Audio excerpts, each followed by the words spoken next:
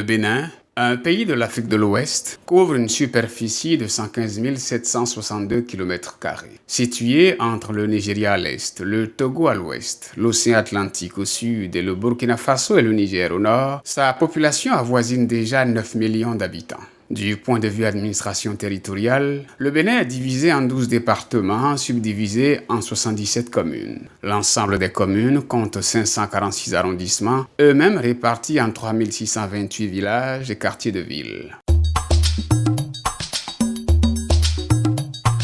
Depuis 1990, le Bénin expérimente avec succès un régime démocratique où la séparation des pouvoirs est une réalité. Au nombre des 7 institutions constitutionnelles qui gèrent, gouvernent et régulent la vie administrative, politique, économique, sociale et institutionnelle de la République du Bénin, figure en bonne place le Conseil économique et social.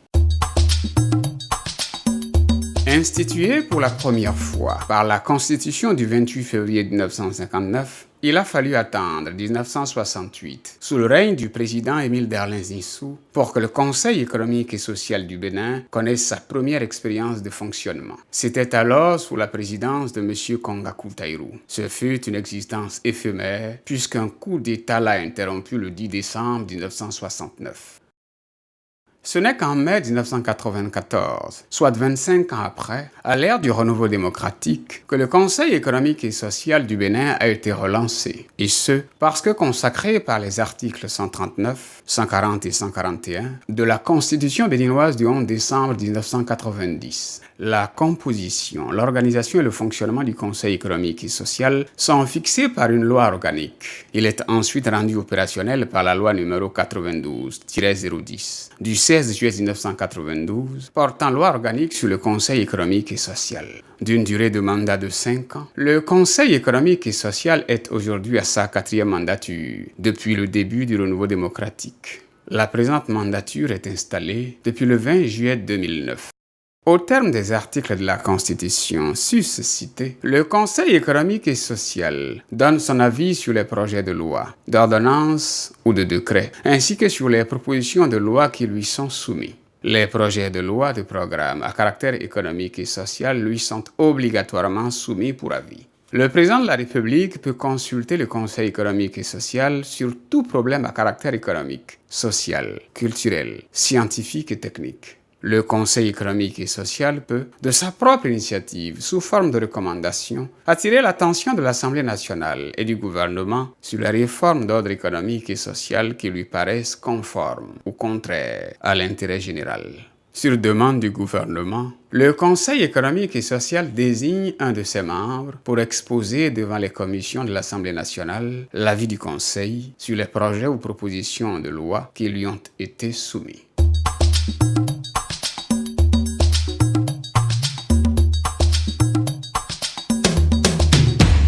Tout en s'attelant à sa mission constitutionnelle et en approfondissant les grandes orientations des 3 premières mandatures, la 4e s'est attribuée une vision qui se traduit en ces termes. Le CES Bénin, en 2014, est une institution de référence, bien dirigée, à expertise plurielle, pratique, opérationnelle et consensuelle, indiquant pour le Bénin la voie d'une économie compétitive, de rayonnement culturel synergique et assurant dans la paix et l'unité nationale la prospérité pour tous. Cette vision peut se décliner comme suit. S'imprégner des problèmes sociaux et économiques que connaissent les différentes catégories socio-professionnelles de notre pays pour être mieux collés aux préoccupations de nos populations à la base. Faire des recommandations pertinentes en donnant des avis motivés sur des propositions de loi. Favoriser le dialogue social et en faire un mode privilégié de résolution des problèmes, voire des conflits sociaux. Œuvrer au rayonnement international de l'institution comme témoin de la bonne santé de la démocratie béninoise. Le rôle que nous donne la Constitution est que le Conseil donne son avis sur tout projet de loi à caractère économique, social, environnemental et donne son avis aussi sur tout décret ou ordonnance qui lui sont soumis par le président de la République. Le Conseil économique et social peut s'auto-saisir aussi d'un certain nombre de sujets qu'il traite et à partir de cela, il donne des recommandations au gouvernement, au bureau de l'Assemblée. Notons aussi que les lois programmes à caractère économique et social doivent nécessairement recueillir l'avis du Conseil économique et social avant d'être votés. Et ces votes-là, comme je vous l'ai dit, se font en plénière. Et les avis, les conseils que l'institution doit donner, ça s'étudie en plénière avec la présence de tous les conseils. Le président, à lui seul, ne peut pas se lever à aller donner des avis au gouvernement ni au bureau de l'Assemblée nationale. 3 commissions permanentes étudient les sujets de saisine ou d'autosaisine et préparent les avis ou recommandations à adresser au président de la République et ou au bureau de l'Assemblée nationale. Il s'agit de la commission chargée de l'économie et des finances, de la commission des affaires sociales et de l'éducation, et enfin de la commission du développement rural et de l'environnement. Il y a l'étude que nous avons menée sur l'alimentation des Béninois. Ensuite, nous nous sommes intéressés à la question du lotissement au Bénin. Un troisième thème que je pourrais évoquer, c'est celui du trafic et de la consommation de la drogue au Bénin. Et nous nous sommes également intéressés, encore tout récemment, à la question de la déforestation dans notre pays. Voyez-vous, c'est des thèmes d'intérêt national parce que quand vous prenez chacun de ces thèmes, vous constatez qu'il y a un certain nombre de problèmes qui se posent autour de ces thèmes et qui intéressent directement la vie des populations béninoises. En effet, nous étions en train de travailler sur un sujet d'autosaisine, notamment le transfert des ressources financières aux communes.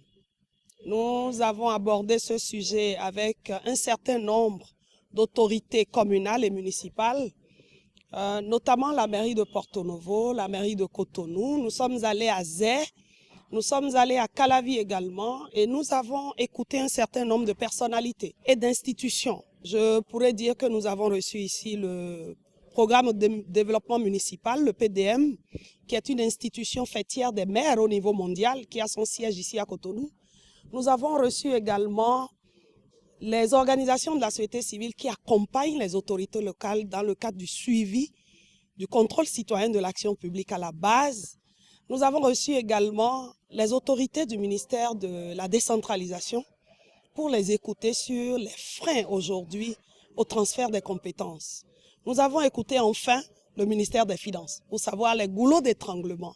Pourquoi les ressources ne tombent pas au niveau des communes au moment opportun? Depuis notre entrée en fonction, ma commission s'est préoccupée de l'artisan béninois comme thème d'autosaisine. L'artisan béninois vit, problématiques et perspectives. Le phénomène des structures illégales de placement d'argent au Bénin impacte sur la vie socio-économique. Particulièrement ce deuxième sujet a suscité beaucoup de polémiques au moment du phénomène.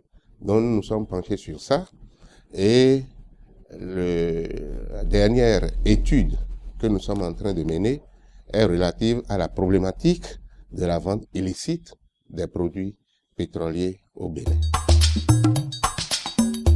Quelle est la composition du Conseil économique et social du Bénin et comment fonctionne-t-il? Le Conseil économique et social est constitué de différentes catégories socio-professionnelles qui élisent chacune les membres qui devraient les représenter.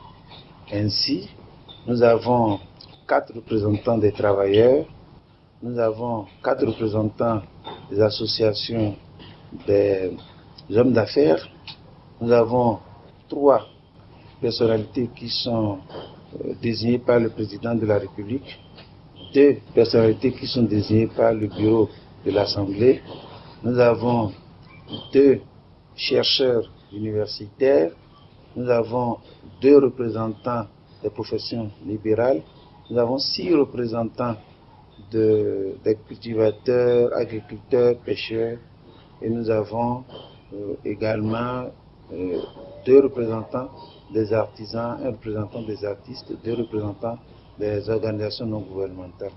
Au total, le Conseil économique et social du Bénin est composé de 30 membres et les 30 membres se réunissent pour élire son bureau qui est composé de 5 personnes, dont le président. En fait, les membres du Conseil économique et social que nous désignons ici aux conseillers de la République ne sont pas des personnalités permanentes. Ces personnalités-là viennent délibérer lorsqu'il y a des sessions. Et nos travaux, de façon générale, se traitent lorsque nous sommes en session. Nous nous autosaisissons, nous choisissons un sujet et on consulte un certain nombre de spécialistes, on fait des analyses, des débats au niveau de la commission et nous tirons les conclusions. Et c'est souvent assorti de propositions au gouvernement et au président de l'Assemblée. Mais quels sont les fondements et les prérogatives constitutionnelles de cette institution? Chaque année, nous avons le budget de l'État qui doit nécessairement passer par le Conseil économique et social pour recueillir l'avis avant d'être soumis à l'Assemblée pour adoption. Au-delà des rôles constitutionnels que je viens de vous citer, le Conseil économique aussi promeut la bonne gouvernance. Le Conseil économique et social promeut l'institution du dialogue social et promeut aussi la paix sociale. Depuis l'installation de la 4e mandature en juillet 2009, nombreuses sont les activités qui sont menées sous la houlette du président Nicolas Dagbe. Le Conseil économique et social est intervenu lorsqu'il y a eu des problèmes entre les travailleurs et le gouvernement, lorsqu'il y a une mésentente totale et le pays était au bord d'une grande crise. Le Conseil économique et social est intervenu et a essayé de faciliter le dialogue entre l'État et les travailleurs, ce qui a évité une crise à notre pays. Également, lorsque nous avions eu des problèmes nés de l'affaire de la disparition d'un cadre du ministère des Finances, l'affaire d'Ainvo, le Conseil économique et social est intervenu et a essayé de voir avec les différents corps constitués de l'État, les sages, les religieux et autres que nous avions sollicités. Nous avons essayé d'apaiser la situation et nous avons essayé avec l'appui des travailleurs, puisque les travailleurs par rapport à cette affaire étaient en difficulté avec le gouvernement. Nous sommes intervenus et nous avons essayé d'apaiser cette situation. Nous avons aussi, au cours de cette mandature-là, facilité les négociations entre l'État et les professeurs d'université qui étaient entrés en grève. Et si nous n'étions pas intervenus cette année, l'année scolaire 2010-2011 aurait été une année blanche pour notre pays. Nous sommes intervenus et nous avons pu trouver ensemble une solution et ça a apaisé la situation et les cours ont repris. Enfin, nous avons essayé lors des élections présidentielles et législatives essayé de sensibiliser la population à travers des spots que nous avons fait passer dans toutes les télévisions, dans toutes les radios du pays, pour montrer à la population que la période des élections, ce n'est pas une période de bagaille, que chacun est libre d'aller choisir le candidat qu'il veut. Il faudrait que ça se fasse dans une atmosphère de paix et de concorde nationale. Je crois que, aussi bien au niveau des présidentielles que des législatives, notre appel a été entendu et les élections se sont déroulées assez facilement, sans heurts, et le Bénin a encore étonné une fois de plus par rapport à son génie. Du 20 juillet 2009 au 20 juillet 2011, 4 avis de saisine gouvernementale et 12 recommandations de sujets d'autosaisine sont émis et transmis au président de la République et au bureau de l'Assemblée nationale selon les cas. Durant la même période, le Conseil économique et social a significativement dynamisé ses actions dans les domaines de la coopération, du partenariat et de la communication. À ce titre, sur le plan national, le président de l'institution, Nicolas Adagbe, a participé à toutes les réunions de concertation périodiques des présidents des institutions constitutionnelles de la République du Bénin. Le Conseil économique et social, laboratoire du dialogue social par excellence, s'est impliqué au cours de ces 2 ans dans le règlement des crises sociales, dans la promotion de la paix en période électorale et dans des actions sociales en faveur des populations victimes des inondations. Le Conseil économique et social du Bénin a organisé à Cotonou un séminaire international sur le rôle des CES comme promoteurs et acteurs pour la mise en œuvre du Pacte mondial pour l'emploi. Ce séminaire international s'est inscrit dans le cadre de l'exécution du plan de développement de l'Association internationale des conseils économiques et sociaux et institutions similaires. La même institution a organisé un colloque sur le thème « 50 ans d'indépendance et problématiques de la prospérité au Bénin ». Un séminaire assorti de résolutions et de recommandations pertinentes. Le Conseil économique et social du Bénin a également organisé dans la même période un dîner-débat sur le devenir du Conseil économique et social et des journées portes ouvertes afin de permettre à la population de mieux connaître l'institution et son fonctionnement. Le Conseil économique du Bénin a démontré à travers plusieurs faits qu'il n'est pas une institution inutile à la nation. Rappelez-vous le travail qui a été fait en direction des syndicats pour les amener à un apaisement social. Rappelez-vous également l'organisation que nous avons faite ici d'un colloque sur le cinquantenaire de notre indépendance. Ça a été l'occasion d'échanges, de débats d'idées autour de l'avenir du pays. Donc, le Conseil économique et social n'est pas une institution inutile, ce n'est pas une institution budgétivore, c'est une institution qui participe à la vie de la démocratie béninoise. Convaincu des valeurs individuelles qu'incarne chacun de vous, nous n'avons aucun doute sur vos mérites, que nous savons nombreux et appréciables. Recevez au nom du président de la République et en mon nom personnel nos vives et chaleureuses félicitations. Je voudrais vous rassurer, Madame la Grande Chancelière, que nous sommes bien conscients des responsabilités qui nous incombent désormais. Vous pouvez croire que nous n'y faillerons pas. C'est vous dire que nous avons compris. Quand nous décernons ces médailles, la République ne nous invite pas à aller dormir sur nos lauriers. Elle nous encourage plutôt et nous motive à continuer de travailler, de consentir des sacrifices afin que le Conseil économique et social relève tous les défis et comble toutes les attentes qui ont suscité sa réhabilitation à la conférence des forces vives de la nation de février 1990. Pour ce prix, je voudrais le dédier à tout le peuple béninois pour le travail de participation de la société civile au contrôle citoyen de l'action publique et particulièrement au Conseil économique et social du Bénin qui est le reflet de toute la société civile béninoise et qui a promu cette initiative au niveau de notre pays qui nous donne l'honneur aujourd'hui de recevoir ce prix. Merci à tous, merci au président de la République d'Italie, merci au président de l'AICESIS, merci à mon président également, le président Adagbe du Conseil économique et social du Bénin. Merci à madame l'ambassadeur également. Merci à vous. En dehors de ce travail que nous faisons à l'intérieur, nous avions aussi joué un grand rôle à l'international. Parce que nous estimons que c'est en nous inspirant de l'expérience des autres que nous pouvions faire le partage des bonnes pratiques entre les différentes institutions des différents pays.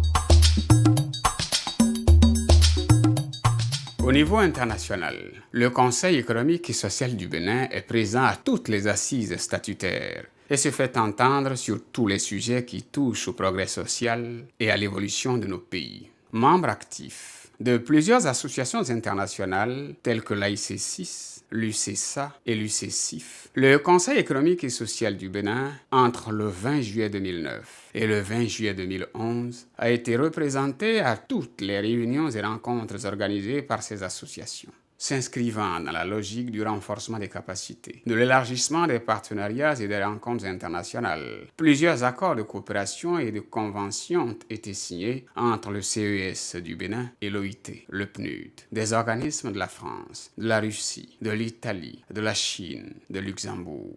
Nous avons essayé de susciter la coopération entre différents conseils économiques et sociaux. Nous avons eu des conventions de partenariat pour essayer de faire le renforcement de nos capacités, c'est-à-dire les conseillers doivent être formés pour jouer pleinement leur rôle et le personnel de soutien de l'administration doit aussi être formé. Et ces formations-là, nous les faisons par échange entre les différents conseils économiques et sociaux. Le CES est une institution qui est à la disposition de la population.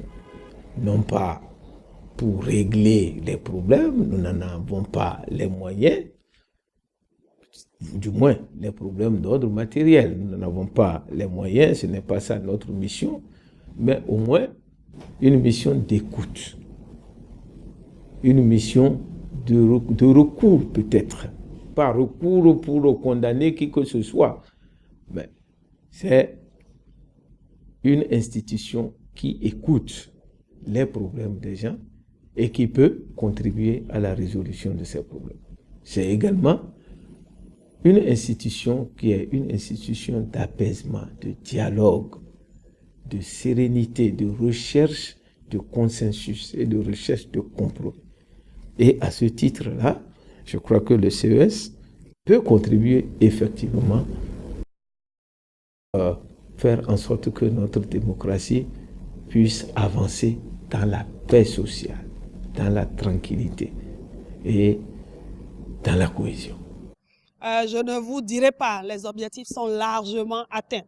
Et la seule chose que nous demandons, que le ministère des Finances puisse tenir compte de nos observations pour les prochaines élaborations du budget, afin que ce budget soit pro-pauvre, tenir compte des populations à la base. Je crois qu'on doit pouvoir nous faire confiance et ne pas souvent dire que, bon, mais c'est ici, moi, je ne me considère pas comme dans un système de sinécure. Nous sommes persuadés que, compte tenu de la qualité des membres du Conseil économique et social, les propositions que nous faisons ne sont pas des propositions quand même farfelues.